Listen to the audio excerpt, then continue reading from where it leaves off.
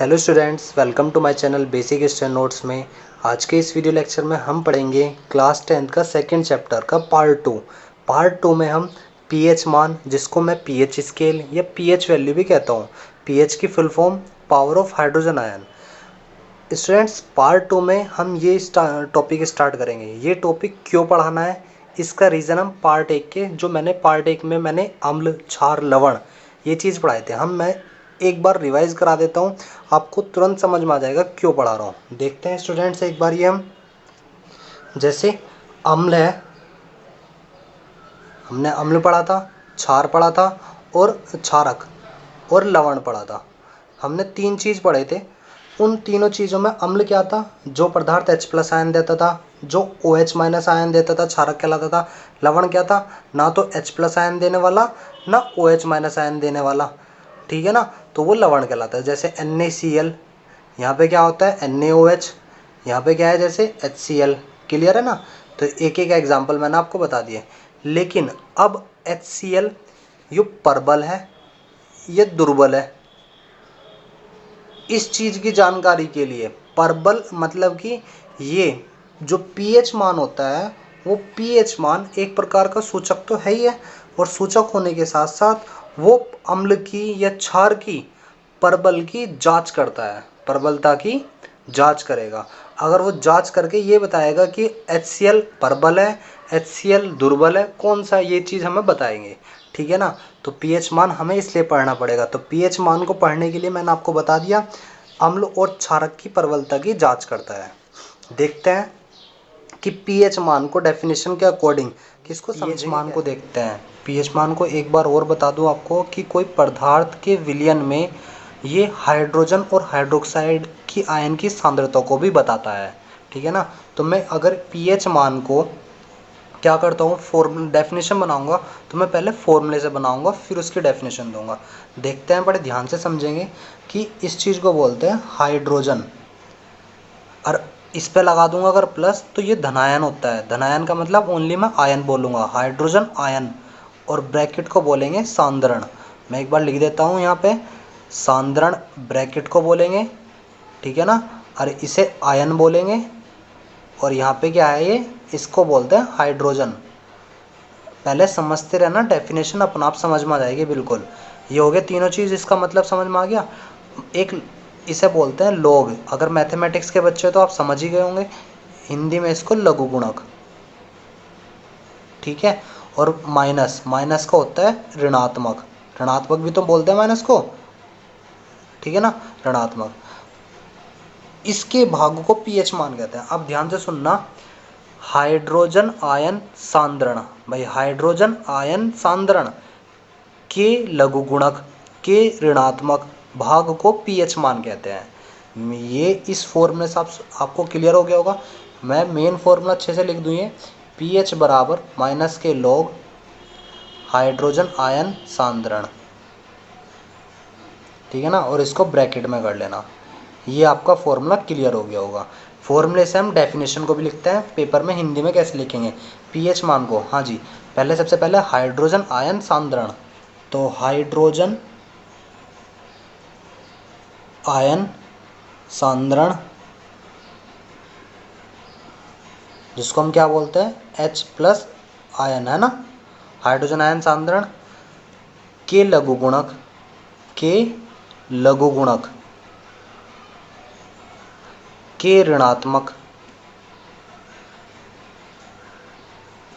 भाग को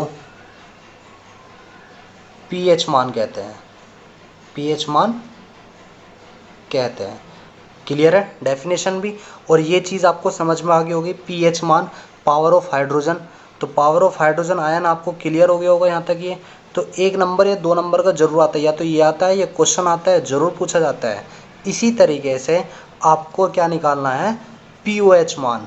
स्टूडेंट्स, जो मोस्ट इम्पोर्टेंट्स है भाई, पीएच मान क्या होता है, पावर ऑफ हाइड्रोजन। ये क्या है, पावर ऑफ हाइड्रोक्सिल आयन, है ना। तो OH को बोलते हैं यहाँ पे हम, या तो हाइड्रोजन हाइड्रोक्साइड बोल दो। यहाँ पे OH का मतलब 2 तरीके से होता है, या तो हाइड्रोक्साइड, हाइड्रोक्साइड या हाइड्रोक्सिल, अलग से भी पूछा जाता है इनका अलग से, हाइड्रोक्सिल क्या होता है, हाइड्रोक्साइड क्या होता है। तो हाइड्रोक्साइड आपको समझ में आ गया होगा। तो मैं इसको फॉर्मूला, ये इम्पोर्टेंस नहीं है इतना जितना पीएच वाला है, क्योंकि एनसीईआरटी बुक के अकॉर्डिंग यूपी बोर्ड में ये मोस्ट इम्पोर्टेंट है, ठीक है ना। एनसीईआरटी में ये चीज़ यूज़ होती है, ये इम्पोर्टेंस है।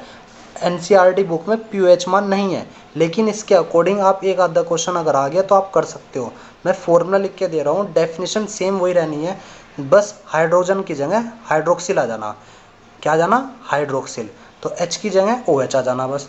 तो POH, H की जगह आ गया OH इजिकल टू माइनस के लॉग, और H की जगह क्या आ गया? OH माइनस, OH पे चार्ज होता है माइनस का। ये मेन फॉर्मूला हो गया दूसरा।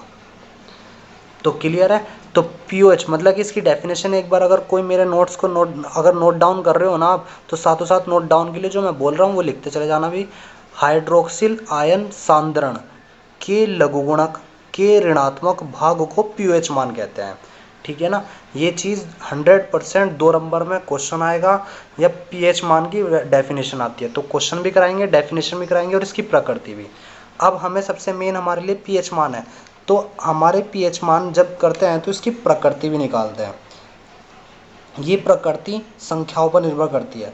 वो संख्याएं प्रकृति की पीएच मान की प्रकृति या पीओएच की प्रकृति, तो कैसे निकालेंगे हम प्रकृति?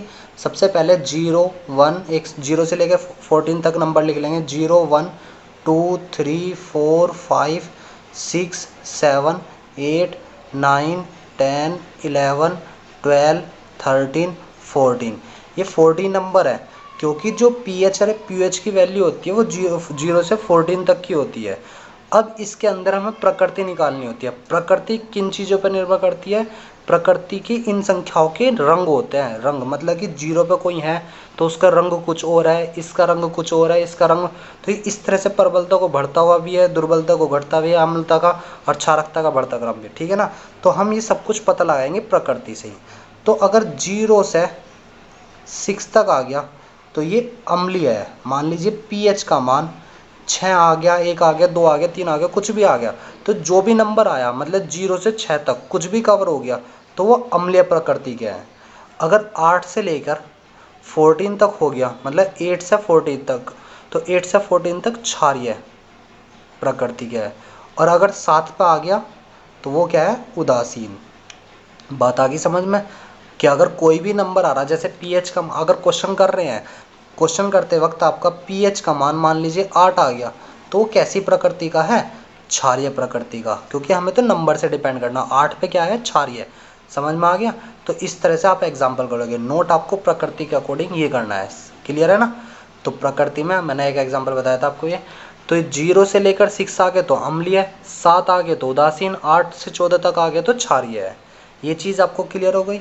अब इसके अकॉर्डिंग हम पीएच से संबंधित कुछ मतलब कि इसके नोट्स पढ़ेंगे पीएच के, जो आपको जानने ज़रूरी है। आपने पीएच की डेफिनेशन पढ़ी, पीएच की प्रकृति पढ़ी, जिसके साथ साथ आप पीओएच को भी ध्यान में रख सकते हो। पीओएच की भी प्रकृति भी मानी जाएगी, लेकिन एनसीईआरटी बुक में आपको पीएच मान इम्पोर्टेंट्स है, तो पीएच मान को मोस्टली याद करके जाना आप, ठीक है। आइए देखते हैं आगे। नेक्स्ट आपके ये पीएच के टॉप मतलब कि नोट्स हैं, देखते हैं। वैसे तो मैंने ये नोट्स आपको बता दिए, फिर भी मैं एक बार रिवाइज करा दूँ। जो मैंने पीछे बोला आपका वो सब यही है कि पीएच एक प्रकार का सूचक भी होता है, ठीक है ना। यह हमें किसी भी पदार्थ के विलयन में हाइड्रोजन की और हाइड्रोक्साइड की सांद्रता को बताता है। हाइड्रोजन मतलब H, हाइड्रोक्साइड मतलब OH, ठीक है ना। सेकंड देखते हैं कि पीएच स्केल अम्ल क्षारक की प्रबलता की जांच करता है। हम पीएच स्केल का क्यों यूज़ करते हैं? वो अम्ल और क्षारक की प्रबलता की जांच करता है। मैंने ये सब नोट यहाँ पे लिख दिए आपके। तीसरा पॉइंट क्या है कि पीएच एक प्रकार का स्केल होता है जिसमें 0 से 14 तक के अंक होते हैं। प्रत्येक अंक का अपना एक रंग होता है। मतलब कि अगर बढ़ते क्रम पे है कि जैसे भी है, तो 0 पे कोई और कलर, 1 पे कोई और, 2 पे कोई और, इन सब की नॉलेज के लिए अकॉर्डिंग मैं क्वेश्चन कराऊंगा तो आपको और भी समझ में आ जाएगा।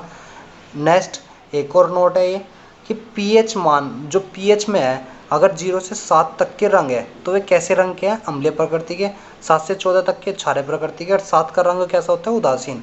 7 पे मतलब 7 पे क्या होता है कि कोई भी रंग किसी का कोई कलर नहीं होता। जैसे पानी है, जल, जल का कोई रंग थोड़ी होता है, जल एक उदासीन होता है, ठीक है ना।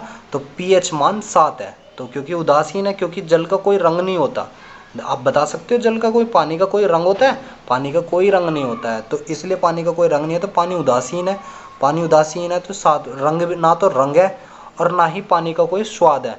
और जब स्वाद नहीं है, अगर स्वाद होता तो या तो खट्टा लगता है, मीठा लगता है, अम्लीय, क्षारीय लगता, लेकिन ना स्वाद है तो स्वाद भी नहीं है, ना रंग है, तो वो पीएच उदासीन होता है, जिसका मान 7 होता है हम जल का। क्लियर है ना। अब जब हमारे पास पीएच के हमें नोट्स, हमें कुछ पता चल गए जिनको आप याद भी रखना। एक ये ऑब्जेक्टिव टाइप क्वेश्चन आ सकते हैं, विकल्प आते हैं आपके 4 नंबर के, 3 नंबर के, 1-1 नंबर के जो आते हैं, 4 अंक आते हैं, तो आप इनको कवर कर सकते हो इनसे, पीएच में से। आगे आपके लिए जो दैनिक जीवन में जो पीएच यूज़ होते हैं, जैसे नींबू का रस का पीएच मान, जल का पीएच मान, इन सब के बारे में हम ज़रूर जानेंगे। आइए देखते हैं, सबसे पहले इन्हीं को पढ़ते हैं अब, दैनिक जीवन में पीएच को। दैनिक जीवन में पीएच का मान, ये हमारे पास वस्तु है, मतलब कि सबके पीएच मान आपके अलग अलग से पूछे भी जा सकते हैं, क्वेश्चंस भी आ सकते हैं 1 नंबर का, विकल्प में भी आ सकते हैं। तो ये मोस्ट इंपॉर्टेंट है एनसीईआरटी बुक के अकॉर्डिंग भी। सबसे पहले हम वस्तु और इधर पीएच मान, क्योंकि वस्तु है तो उसका पीएच मान भी दिखाना होगा हमें। तो नंबर 1, अगर हमारा मानव शरीर है, जो मतलब कि ह्यूमन बॉडी है, तो वो हमारे मानव शरीर कितना होगा, उसका पीएच मान 7 से 7.8 के बीच के भी होगा। मतलब ये 7 से, मतलब 7 भी हो सकता है, 7 से ज़्यादा भी हो सकता है, और 7.8 के बीच का होगा, ठीक है ना। अम्लीय वर्षा नंबर 2 पे, इसका 5.6 से कम होता है, पीएच मान 5.6 से कम। ऑब्जेक्टिव टाइप में आते हैं तो आप आराम से इन्हें नोट करके लिख भी सकते हो, याद करना अच्छा होगा। उदर, उदर में पीएच मान कैसा होता है, 1.2 होता है।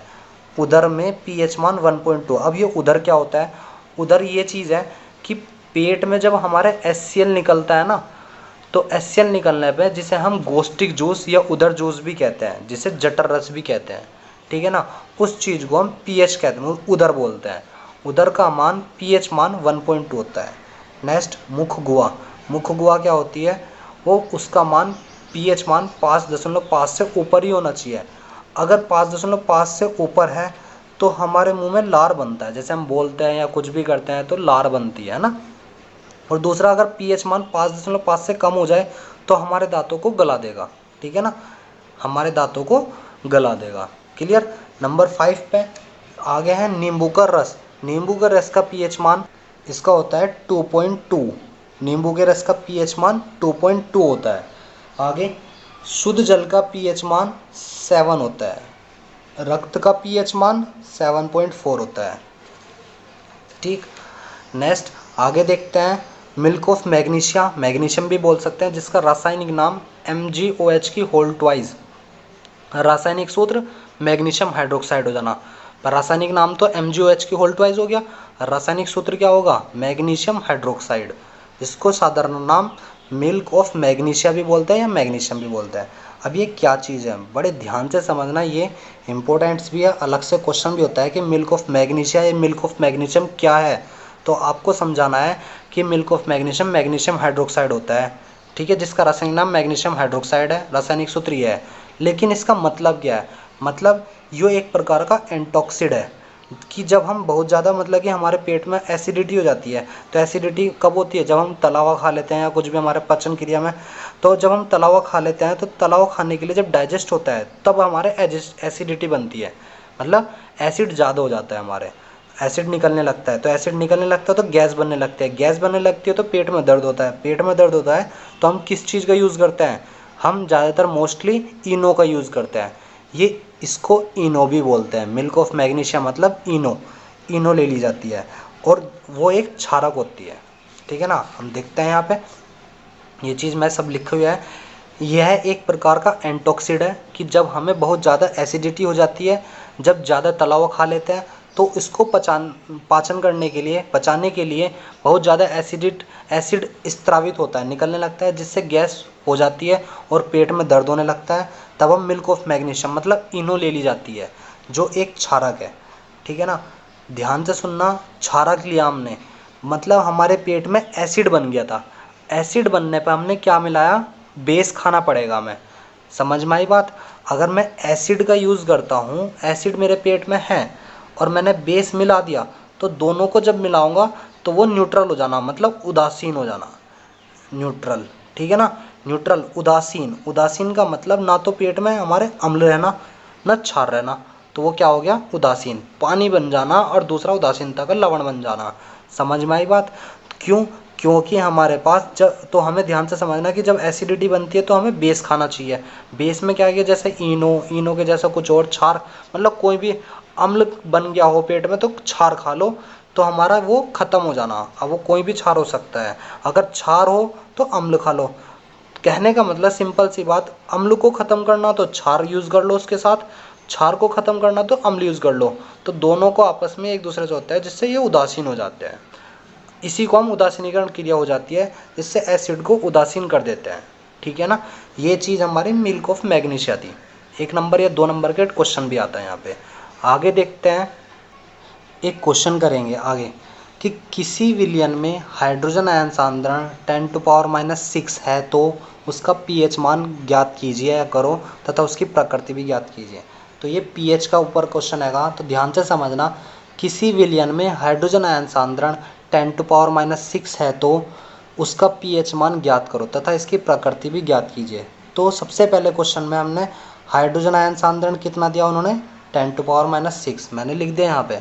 जो जो उसने दिया वो हमें लिखते जाऊंगा। क्या निकालना, पीएच मान निकालना और प्रकृति निकालनी, दो चीज़ हमें ये निकालनी है। तो फॉर्मूला क्या है हमारे पास, ध्यान से समझते रहना। पीएच मान माइनस लॉग हाइड्रोजन आयन सांद्रण। ठीक, ये हमारे पास सूत्र रहेगा, सूत्र से। तो पीएच की वैल्यू हमें निकालनी, पीएच इजिकल टू ये रहा। अब मैं माइनस के लॉग हाइड्रोजन आयन सांद्रण के, ये 10 बेस पे होता है, ध्यान से समझना कि जो लॉग होता है ये 10 बेस पे होता है। हाइड्रोजन आयन सांद्रण का मान कितना है, 10⁻⁻6 होता है। ठीक, अब आपने सुना होगा कि एक log a की पावर b है। अगर आप इसी क्वेश्चन को ध्यान से कर लोगे तो हर एक क्वेश्चन करने की ज़रूरत नहीं है, क्योंकि सभी क्वेश्चन सेम ही होंगे।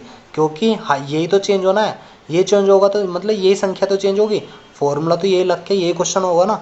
तो इसलिए एक ही क्वेश्चन में टाइम लगाइए। तो log a की पावर b है, तो इसको हम, इसका फॉर्मूला होता है b log a। कहने का मतलब जो पावर पे है वो स्टार्टिंग में आ जाती है। तो हमारे यहाँ पे log 10 की पावर b, तो ये तो हमारे लिए a हो गया, ये हमारे लिए b हो गया, तो b स्टार्टिंग में आ जाना। तो माइनस और -6 स्टार्टिंग में आ गया, ये log 10 बेस है 10, log मतलब ये जो संख्या है 10 बेस पे 10 की वैल्यू 1 होती है। नॉर्मली क्या हूँ, तो मैं आपको log e बेस पे e का मान 1 होता है, जो संख्या यहाँ होगी वो संख्या यहाँ होगी तो उसका मान 1 है। क्लियर है, तो उसका मान 1 होता है। तो माइनस माइनस प्लस हो गया 6, और इसकी वैल्यू 1 होगी, तो 6 कम 6, तो प्लस के 6 आ गया, पीएच मान प्लस के 6। समझ में आ गया? तो ये हमारा आंसर आ गया, पीएच की वैल्यू पता चल गई। लेकिन अब हमें पीएच की वैल्यू तो पता चल गई, तो उसकी प्रकृति कैसी होगी? प्रकृति हमारा चार्ट के अकॉर्डिंग देखते हैं। चार्ट में क्या था हमारे, ये रहा कि 0 से 6 तक हमारा कितना अम्लीय, 7 पे उदासीन, 8 पे कितना है, 8 से 14 तक क्षारीय। तो हमारा आंसर क्या आया था कि 6 आया था, 6 आया। तो प्रकृति कैसी होगी? अम्लीय। बात आ गई समझ में? ये चीज़ प्रकृति भी आप आराम से निकाल सकते हो और पीएच मान भी निकाल सकते हो। ये दो फॉर्मूले आप नोट कर लेना, क्योंकि किसी को कोई बच्चा अगर मतलब कि मैथमेटिक्स नहीं है किसी पे, तो ये फॉर्मूले नोट कर लोगे। अगर पता है मैथमेटिक्स वालों को, आराम से नॉर्मली ये चीज़ पता होती है। ठीक, आगे देखते हैं हम, एक नया टॉपिक है जल का आयनिक गुणनफल। इसके अकॉर्डिंग और भी क्वेश्चन करेंगे 1-2, ठीक है ना, लेकिन एक एक क्वेश्चन पे आप समझते रहोगे, ज़्यादा टाइम नहीं लगाने का मैं इनमें। जल का आयनिक गुणनफल, जल का आयनिक गुणनफल क्या होता है, इम्पोर्टेंट्स है, 2 नंबर के लिए आ जाता है। देखते हैं जल का आयनिक गुणनफल, इसको भी डेफिनेशन के अकॉर्डिंग समझेंगे। जल का आयनिक गुणनफल डेफिनेशन के अकॉर्डिंग के साथ साथ मैं इस पर पहले फॉर्मूला बना देता हूँ। देखिए इसे क्या बोलते हैं, हाइड्रोजन आयन सांद्रण इनटू हाइड्रोक्सिल आयन सांद्रण। तो क्या होता है, जो जल होता है इनका हाइड्रोजन आयन सांद्रण इनटू हाइड्रोक्सिल आयन सांद्रण का गुणनफल जल का आयनिक गुणनफल कहलाता है। जल का आयनिक गुणनफल। बात आ गई समझ में? देखिए मैं इसको लिख देता हूँ पहले, हाइड्रोजन आयन सांद्रण, हाइड्रोजन आयन सांद्रण, थोड़ा और भी ऐड करना है इसमें, आयन सांद्रण व हाइड्रोक्सिल आयन सांद्रण। आप समझ समझ के नोट करोगे ना तो बहुत जल्दी समझ में आ जाएंगे। हाइड्रोक्सिल आयन सांद्रण के गुणनफल को जल का आयनिक गुणनफल कहते हैं। ठीक, आगे भी देखना, ये तो आपको डेफिनेशन समझ में आ गई। आगे ये क्या चीज़ है कि 25 डिग्री सेंटीग्रेड, जल का जो आयनिक गुणनफल होता है वो 25 डिग्री सेंटीग्रेड पर होता है। 25 डिग्री सेंटीग्रेड पर जल का आयनिक गुणनफल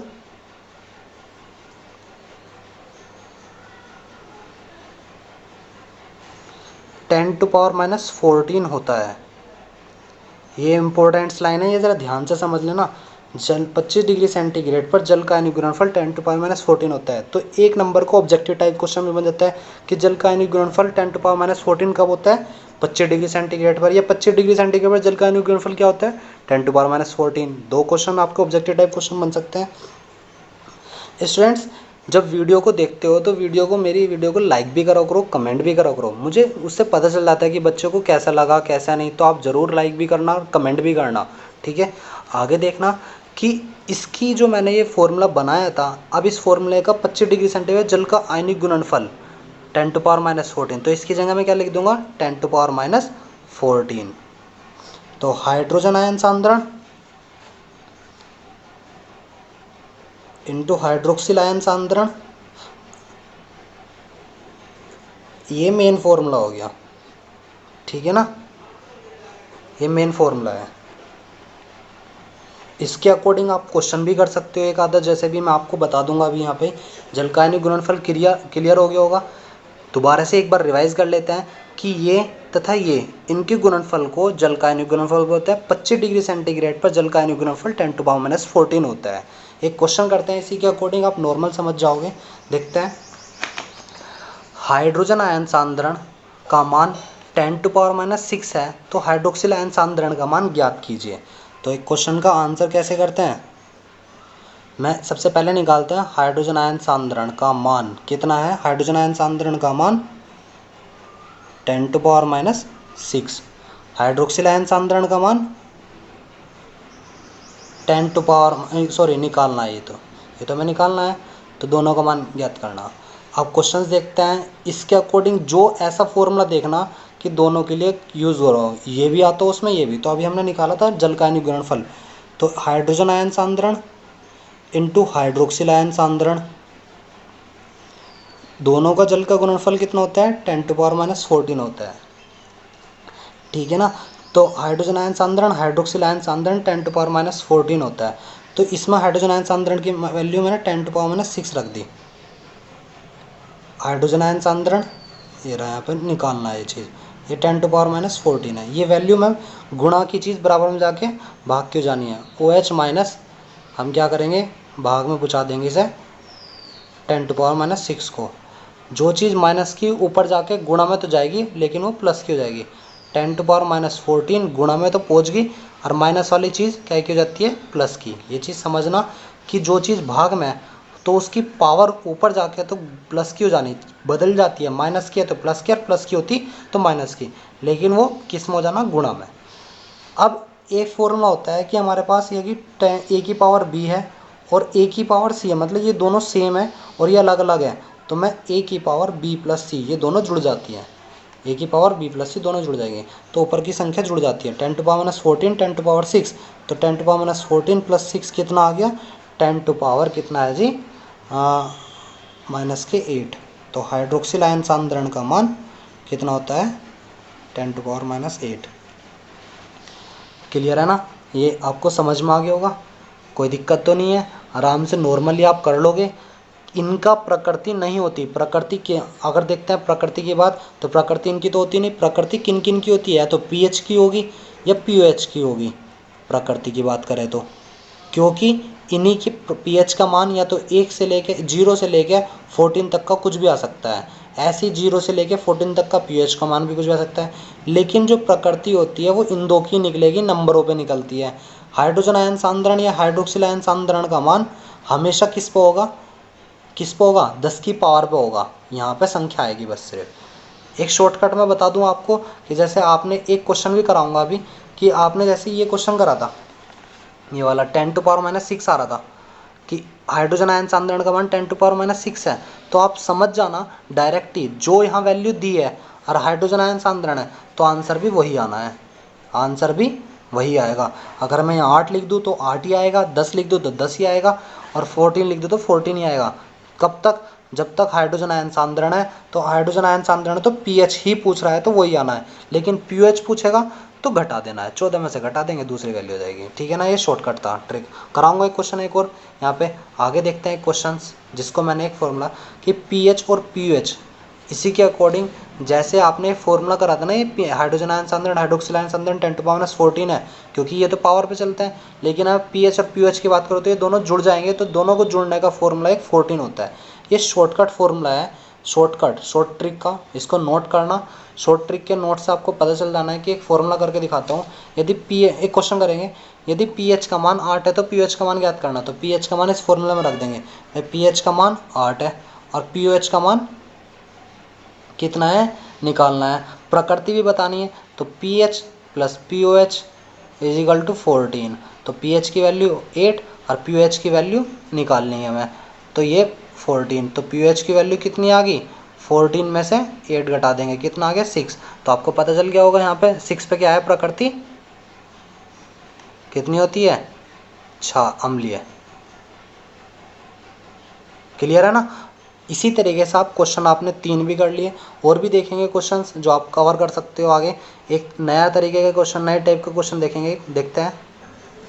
एक आपसे क्वेश्चन पूछा जाता है कि अगर हमारे पास पीएच है, वो पीएच का मान 7, पीएच का मान, मतलब ऐसे मैं 3 लिख देता हूँ, अगर पीएच का मान 7 से बड़ा है या 7 से छोटा है या बराबर है, तब आप इनके लिए क्या करोगे कि इनके क्वेश्चंस आ जाते हैं इस तरीके से। पीएच का मान 7 से बड़ा है, मतलब जो जिधर को मुंह खुला हुआ है वो चीज़ बड़ी है, जिधर को मुंह खुला हुआ है वो चीज़ बड़ी है। तो जो 7 से, मतलब पीएच का मान यहाँ पे बड़ा है, तो 7 से क्या हो गया जी, बड़ा होना चाहिए, तो 7 से बड़ा क्षारीय हो गया। समझ में आ गई बात, ठीक है ना। और जो पीएच का मान 7 से छोटा है तो वो अम्लीय हो गया, और 7 है तो पीएच का मान उदासीन हो गया। समझ में आ गया। एक छोटा सा नोट देखते हैं हमने अभी जल का आयनिक गुणनफल पढ़ा था, हमने जल का आयनिक गुणनफल पढ़ा था। जल का आयनिक गुणनफल क्या था, हाइड्रोजन आयन सांद्रण इंटू हाइड्रोक्सिल आयन सांद्रण 10⁻⁴ होता है। क्यों, अब ये जल H और OH दोनों को मिलकर जल ही तो बनता है, जल का आयनिक गुणनफल ही तो होता है। तो जल बनता है तो मैं एक क्या काम करते हैं कि जल के आयनिक गुणनफल की जो मात्रा होती है वो जो अम्ल होता है और इसमें जो क्षार होता है दोनों आपस में बराबर होता है। मतलब कि अम्लता, हाइड्रोजन आयन सांद्रण और हाइड्रोक्सिल आयन सांद्रण दोनों आपस में बराबर होता है, तो बराबर होंगे। तो हाइड्रोजन आयन सांद्रण हाइड्रोक्सिल आयन सांद्रण इन दोनों में से एक की वैल्यू किसी की यहाँ पुट कर लो। तो मुझे हाइड्रोजन आयन सांद्रण देखते हैं कितना है जल के आयनिक गुणनफल के लिए, तो मैंने OH की जगह H+ ही रख देता हूँ। तो H+, तो ये है यही है आयन सांद्रण, OH की जगह भी मैं H+ ही रख दूंगा। ये कितना है 10⁻⁴। ये कितना हो गया, हाइड्रोजन आयन सांद्रण की पावर 2 होगी, अरे 10⁻, इसको क्या है 14 हो गया। अब इस 14 को मैं क्या लिख सकता हूँ, 10⁻, कितना होता है यहाँ पे 7 लिख दूंगा। क्यों, 7 दूनी 14, यही तो मल्टीप्लाई में इस तरह से होता है। और ये हाइड्रोजन आयन सांद्रण की पावर 2, इस 2 से ये 2 खत्म हो जाएगी स्क्वायर में, तो ये क्लियर क्या बच जाती है, हाइड्रोजन आयन सांद्रण शो करके दिखा सकते हो नहीं भी, तो 10⁻⁷। तो अम्ल की हाइड्रोजन आयन सांद्रण किसकी पावर होती है, 10⁻⁷ होती है। अम्ल के लिए बात कर लो या क्षार के लिए, ठीक है ना। अगर क्षार की बात करते तो ये भी हाइड्रोक्सिल आयन सांद्रण भी 10⁻⁶ ही आएगा। कैसे, इसकी जगह क्या रखते चले जाओगे, आपके एच ना रख के इसकी जगह OH रख देना, यहाँ पे OH, यहाँ पे OH रख दोगे तो सेम OH माइनस कितना आ जाएगा यहाँ पे, इसी तरीके से OH माइनस भी 7 आ जाएगा। समझ में आ गई बात। ये मैंने क्यों निकाल के दिखाया, क्योंकि जो अम्ल होता है वो शुद्ध, जो pH मान दिखाओगे तो यहाँ पे जब इसका मान कितना आ गया, इसका मान कितना, हाइड्रोजन आयन सांद्रण का मान कितना 10⁻⁷, और जल के लिए pH मान कितना होना चाहिए अब, तो इसके लिए हाइड्रोजन आयन सांद्रण तो जल के लिए 10⁻⁷ आ गया। तो इसके लिए माइनस के लॉग हाइड्रोजन आयन सांद्रण का जब फॉर्मूला लगाएंगे तो pH मान कितना आएगा, सेम डायरेक्ट भी बता रखा है मैंने कि जो 7 है तो 7 ही आंसर आ जाएगा। तो 10⁻⁷, माइनस के 7 स्टार्टिंग में आ जाएगा, तो यहाँ पे माइनस के 7 और log 10 की वैल्यू कितनी होती है, 1 होती है, तो यहाँ पे कितना आ गया 7। तो pH का मान जल के आयनिक गुणनफल पर pH का मान कितना होता है, जल का 7 होगा, और जल पे कितना होगा, OPOH का मान माइनस के 7 होता है। क्लियर है। इसी तरीके से आप ये क्वेश्चन कर लेंगे। क्लियर, जल का आयनिक गुणनफल ये आपको क्लियर हो गया। एक अच्छा सा एक और क्वेश्चन देखते हैं, लास्ट है, वो देखने के बाद आपको ये pH की जितने भी मतलब कि कोई भी प्रॉब्लम होगी सब खत्म हो जानी है। देखते हैं स्टूडेंट्स, देखते हैं किसी विलयन का pH मान कितना होगा यदि pH मान 9 है। तो बिल्कुल सेम ऐसे ही नॉर्मल क्वेश्चन है कि pH मान तो उसने कितना दे दिया 9, pOH मान आपको निकालना है। कौन सा फॉर्मूला लगाओगे, जो आपको मैंने बहुत सारे फॉर्मूला कराए थे, इसमें से एक फॉर्मूला ये है pH प्लस pOH बराबर 14 होता है। तो ये तो 9 तो ये आ गया, 14 में से 9 घटा दो कितना बचेगा 5। तो एक फॉर्मूले में लगा देंगे, वैसे हम लगा के आपको पता चलेगा pH का मान कितना 9 प्लस pOH निकालना है इजिकल टू 14। तो pOH की वैल्यू कितनी है 14 माइनस 9 इजिकल टू 5। तो pOH का वैल्यू 5 आ गया, और 5 आ गई तो कितनी होगी, अम्लीय प्रकृति होगी। ठीक है ना। इसी तरीके से शुद्ध जल का pH मान अभी तो आपको निकाल के दिखाया था, शुद्ध जल का pH मान कितना होगा, pH मान 7 होगा। कैसे निकाला था ये चीज़ आपको अभी बता के निपटा हूँ। ठीक है ना, कैसे निकाली ये रही। ये सेम इसी तरीके से कि आप यहाँ पे भी वो आंसर में भी नोट कर सकते हो कि ये चीज़ बिल्कुल सेम सारा का सारा यही आप pH मान निकाल के दिखा सकते हैं यहाँ पे 7। ठीक है ना स्टूडेंट्स।